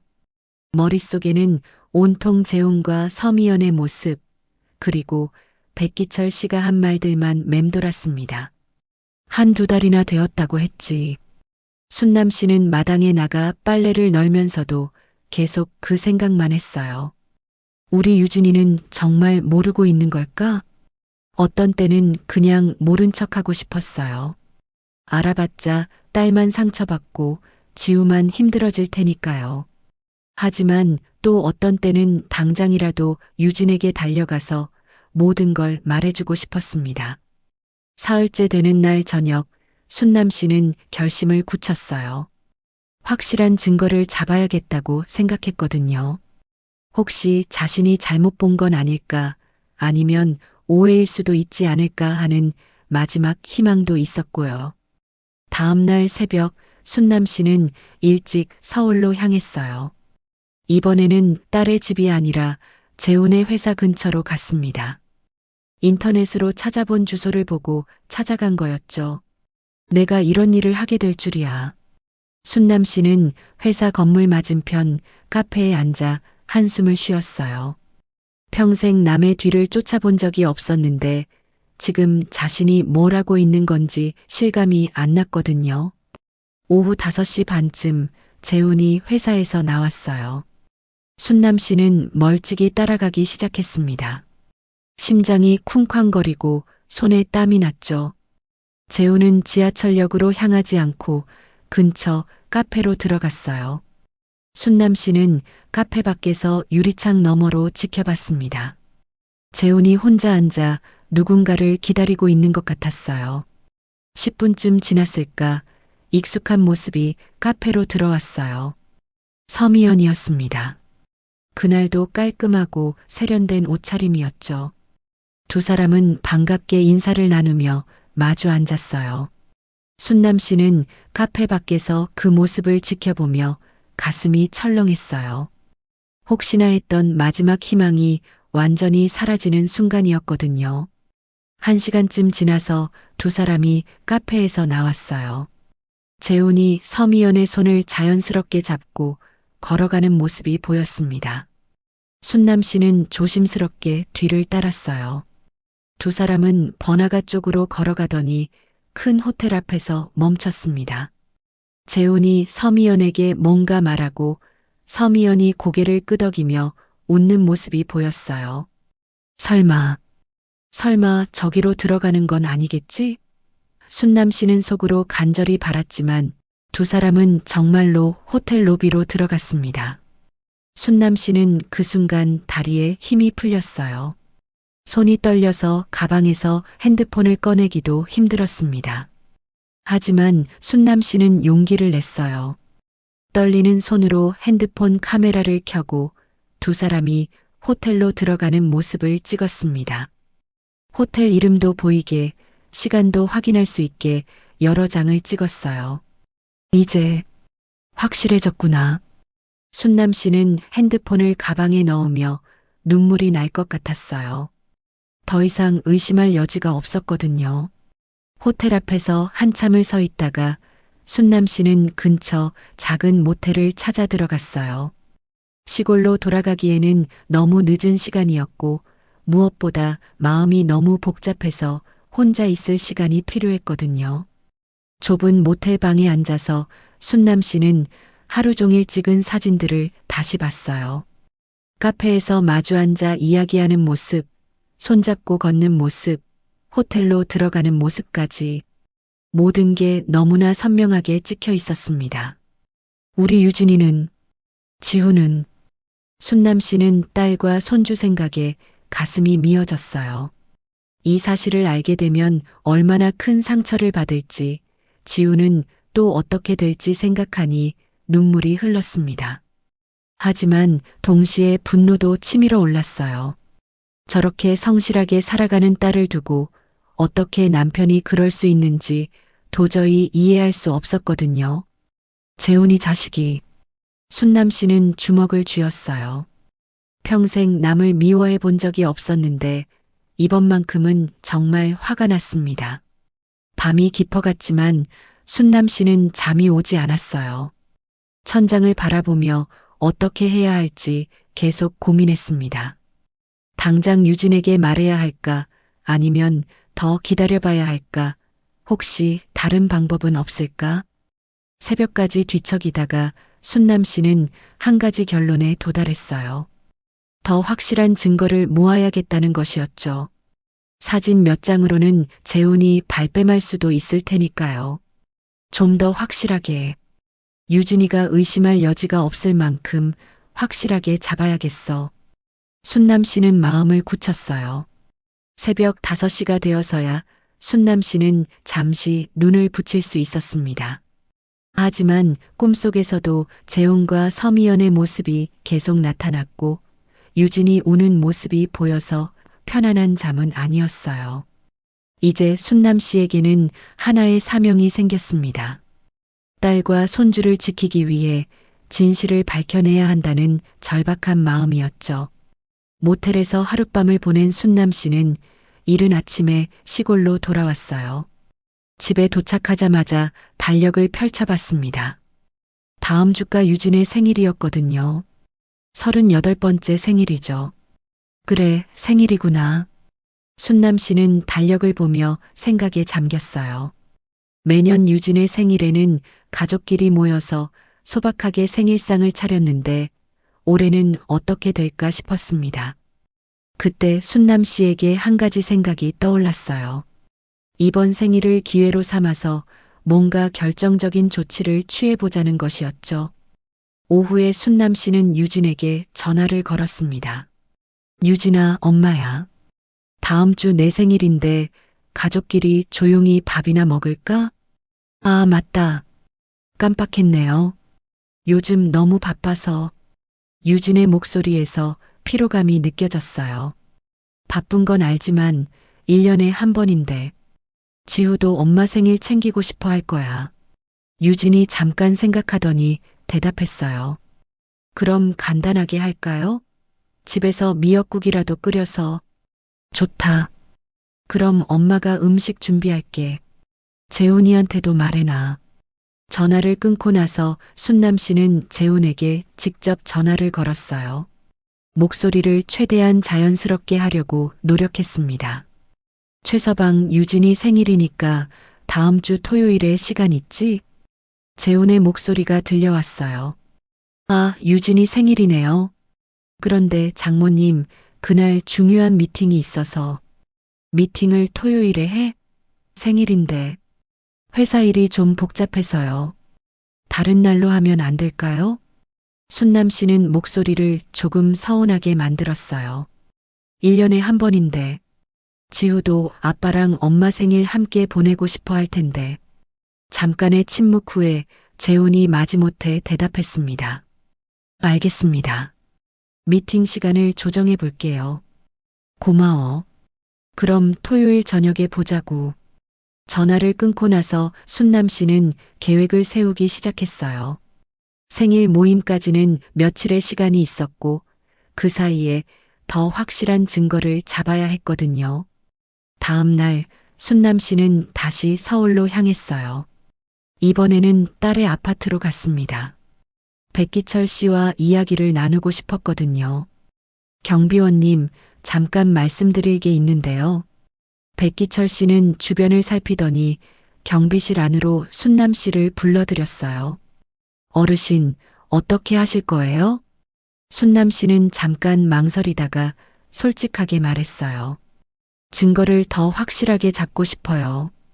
혹시 도움을 좀 받을 수 있을까요? 어떤 도움 말씀이세요? 사진이나 영상 같은 거요.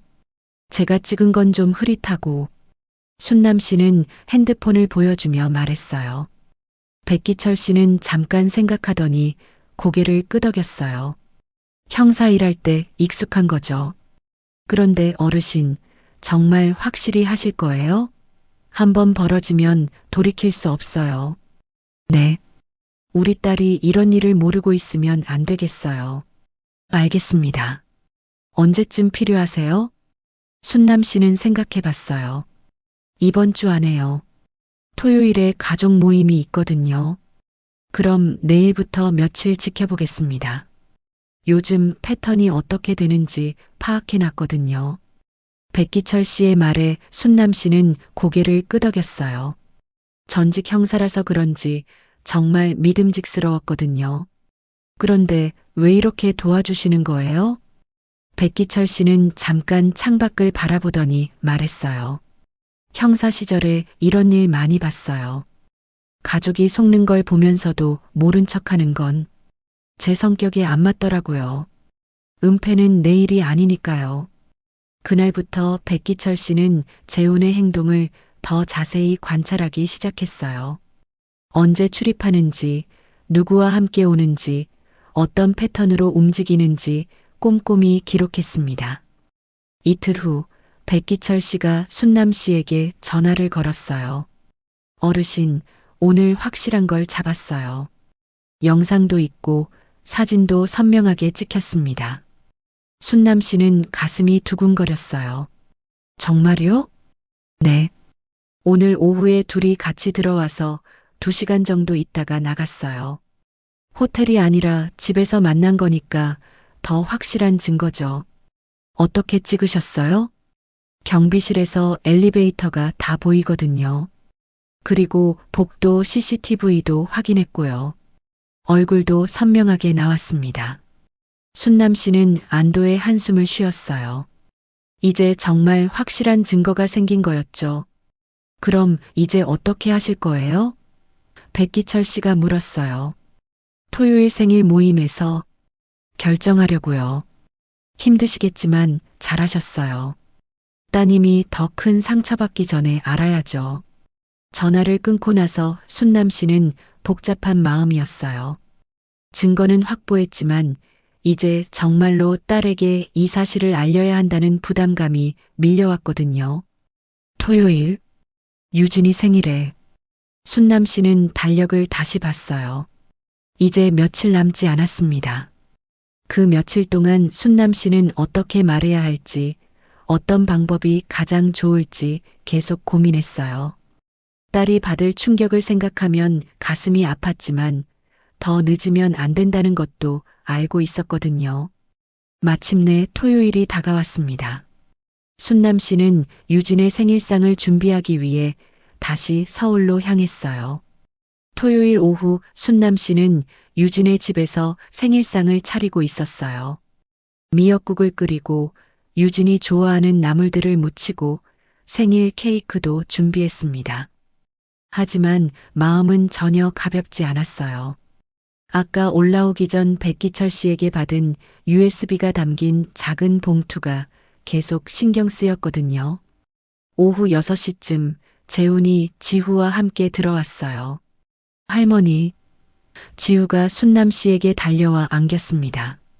오늘 엄마 생일이에요. 그래, 우리 지우가 엄마 생일 기억하고 있네. 순남 씨는 손주를 안아주며 억지로 웃었어요. 재우는 순남 씨에게 인사를 하며 말했어요. 장모님 고생하셨어요. 향긋한 냄새가 나네요. 순남 씨는 재훈을 바라보며 가슴이 답답했어요. 저렇게 태연하게 웃을 수 있는 게 신기하기도 하고 화가 나기도 했거든요. 곧이어 유진이 퇴근했어요. 피곤한 기색이 역력했지만 가족들이 모여 있는 걸 보고는 미소를 지었습니다. 와, 엄마. 이렇게 많이 차려놓으셨어요? 생일인데 이 정도는 해야지. 순남 씨는 딸을 바라보며 마음이 아팠어요. 곧 이 모든 게 무너질 텐데 하는 생각에 가슴이 먹먹했거든요. 가족들이 식탁에 둘러앉아 저녁을 먹기 시작했어요. 지우가 엄마 생일 축하해요. 라며 손뼉을 치고 재훈도 생일 축하해. 여보라며 유진의 어깨를 두드렸습니다. 하지만 순남 씨는 음식이 목으로 넘어가지 않았어요. 재훈이 하는 모든 행동이 위선적으로 보였거든요. 며칠 전에 다른 여자와 호텔에 들어가던 모습이 자꾸 떠올랐습니다. 엄마 안 드세요? 유진이 걱정스럽게 물었어요.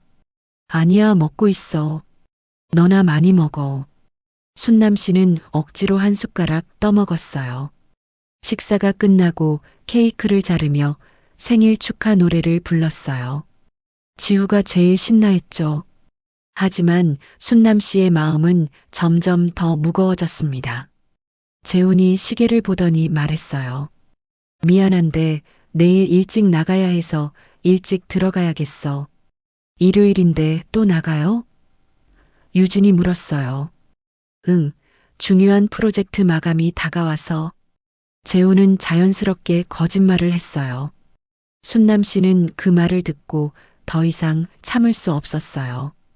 내일은 분명 서미영과 만날 거라는 걸 알고 있었거든요.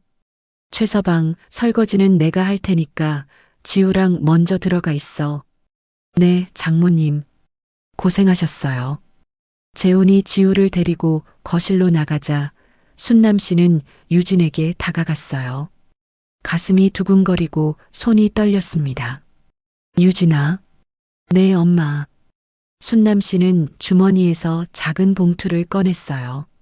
그 안에는 USB가 들어 있었습니다. 이걸 혼자 있을 때 보렴. 유진이 의아한 표정으로 봉투를 받았어요. 이게 뭐예요? 내가 알아야 할 것들이야. 순남 씨의 목소리가 떨렸어요. 보고 나서 어떻게 할지는 내가 정해라. 엄마, 무슨 말씀이세요? 왜 이렇게 심각하게? 순남 씨는 딸의 손을 꼭 잡았어요. 엄마는 너를 사랑해. 그것만 기억해. 유진은 영문을 알 수 없었지만 어머니의 표정이 너무 진지해서 더 묻지 못했어요. 그냥 봉투를 받아들고 고개를 끄덕였습니다. 순남 씨는 설거지를 마치고 오늘은 일찍 가야겠다며 집을 나섰어요. 평소와 달리 하룻밤 묵고 가지 않겠다고 했죠.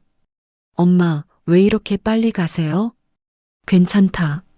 집에 가서 할 일이 있어서. 새벽 4시 순남 씨의 집에 유진이 지우를 안고 도착했어요. 아이는 깊이 잠들어 있었고 유진의 눈은 퉁퉁 부어 있었습니다. 유진아. 순남 씨는 딸을 꼭 안아줬어요. 유진은 어머니 품에서 다시 한번 울음을 터뜨렸습니다.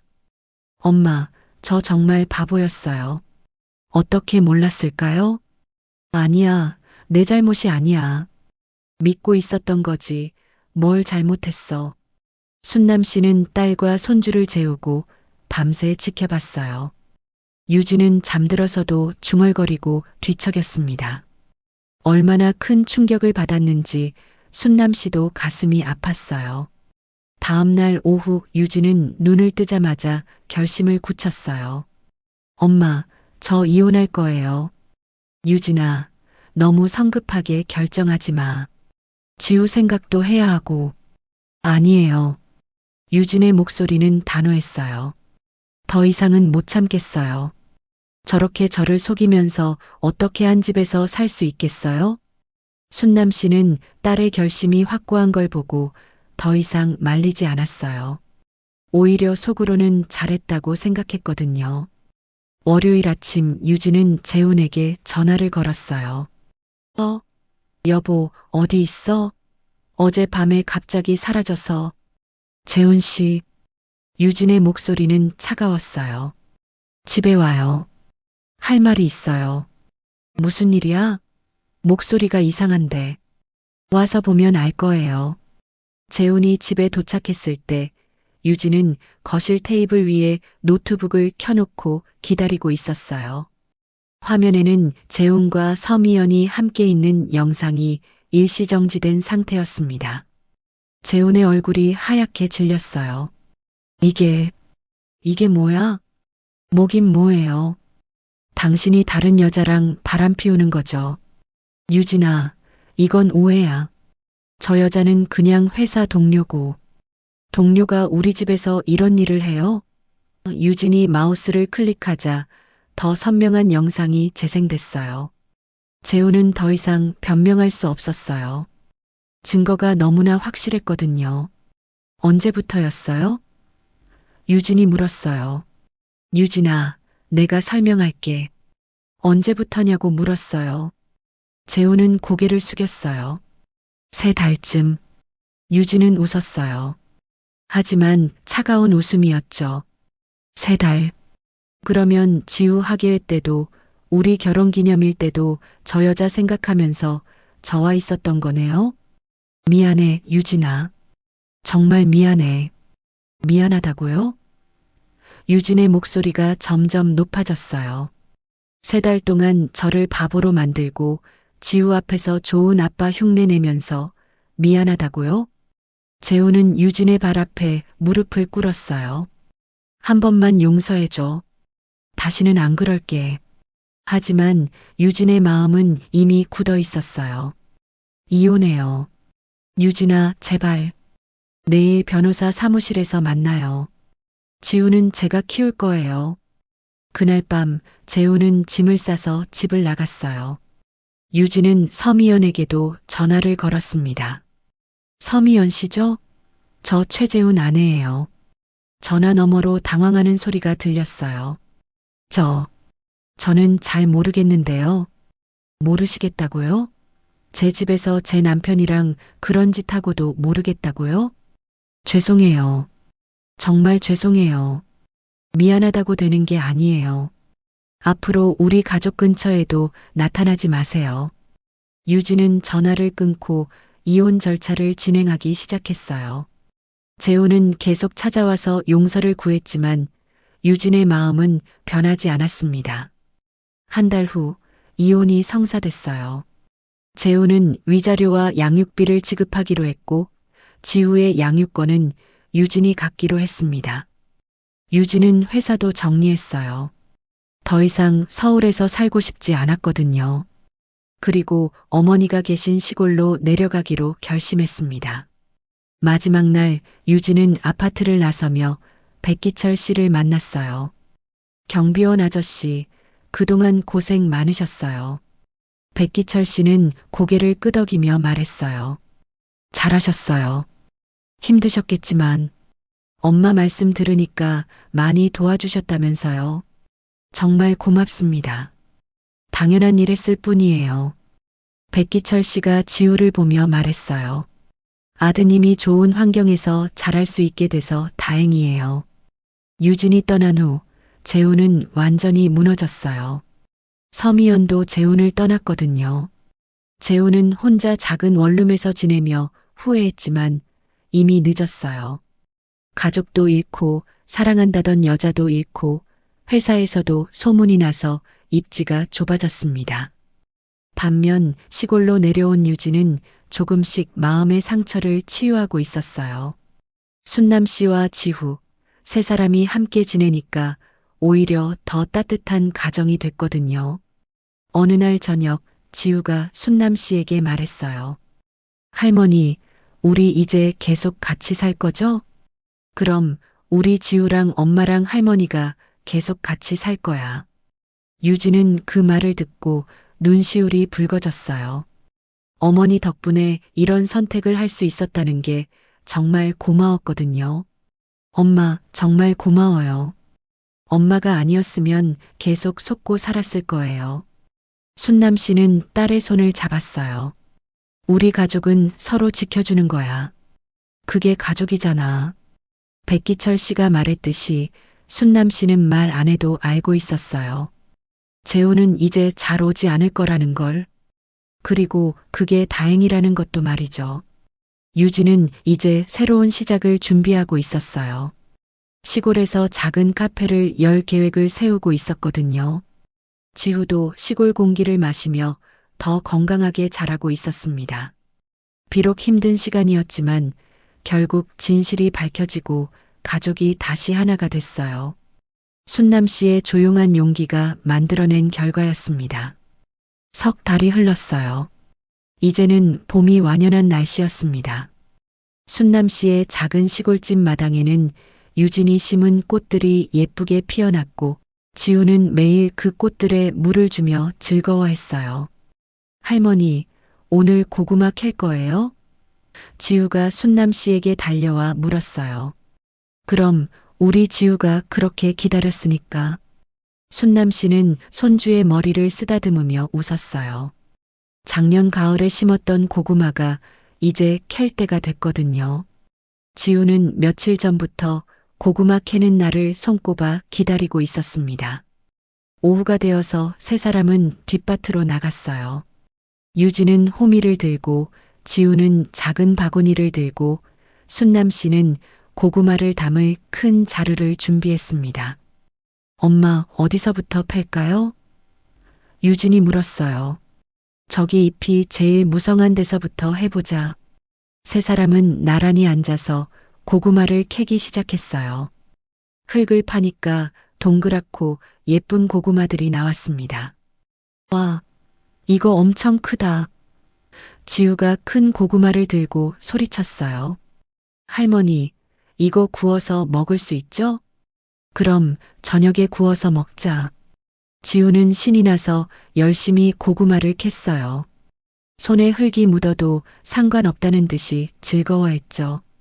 유진도 오랜만에 이렇게 여유로운 시간을 보내니까 마음이 평온했어요. 지우야, 서울에 있을 때랑 어때? 여기가 더 좋아? 순남 씨가 물었어요. 지우가 잠깐 생각하더니 대답했어요. 여기가 훨씬 좋아요. 할머니랑 매일 같이 있을 수 있고 엄마도 웃어요. 유진은 그 말을 듣고 가슴이 따뜻해졌어요. 아이가 이렇게 행복해하는 모습을 보니까 자신의 선택이 옳았다는 걸 확신할 수 있었거든요. 너는 어때? 순남 씨가 유진에게 물었어요. 저도 좋아요. 정말 좋아요. 유진의 목소리에 진심이 담겨 있었어요. 처음에는 막막했는데 지금은 정말 마음이 편해요. 유진은 이제 작은 카페를 준비하고 있었어요. 마을 입구에 있는 빈 건물을 얻어서 조금씩 정리하고 있었죠. 서울에서의 바쁜 일상과는 전혀 다른 여유롭고 의미 있는 하루하루를 보내고 있었습니다. 해가 서쪽으로 기울어갈 무렵 세 사람은 고구마를 다 캤어요. 자루 하나가 가득 찰 만큼 많이 나왔습니다. 할머니, 우리 이거 다 언제 먹어요? 지우가 자루를 보며 물었어요. 천천히 먹으면 되지. 찐 고구마도 해먹고 구운 고구마도 해먹고 고구마 마탕도 만들어줄게. 와, 고구마 마탕? 지우가 손뼉을 쳤어요. 집으로 돌아와서 저녁 준비를 하는데 지우가 부엌에서 나는 냄새를 맡으며 말했어요. 할머니 김치가 정말 제일 맛있어요. 순남 씨는 그 말에 얼굴이 환해졌어요. 정말? 네. 서울에서 사 먹던 김치보다 100배는 맛있어요. 유진도 웃으며 말했어요. 지우 말이 맞아요, 엄마. 엄마 김치 맛을 따라올 수가 없어요. 저녁상에는 갓 구운 고구마와 함께 순남 씨가 담근 김치, 그리고 텃밭에서 딴 상추와 깻잎이 올랐어요. 소박하지만 정말 맛있는 저녁이었죠. 할머니, 우리 계속 여기서 살 거죠?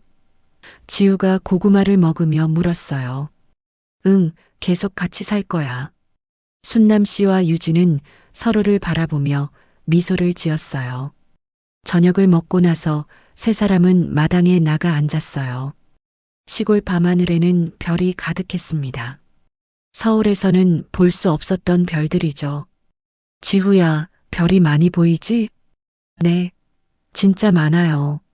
하나, 둘, 셋. 지우가 별을 세기 시작했어요. 순남 씨는 하늘을 올려다보며 생각했어요. 몇 달 전에는 상상도 못했던 일들이었죠. 그때는 단지 딸을 위해 반찬을 싸들고 가는 것만 생각했는데 이제는 세 사람이 이렇게 평화롭게 지내고 있었습니다. 엄마, 유진이 어머니의 손을 잡았어요. 정말 고마워요. 엄마가 용기를 내주지 않았으면 저 계속 속고 살았을 거예요. 뭘 고맙다고 그래. 가족은 서로 지켜주는 거야. 그래도 정말 고마워요.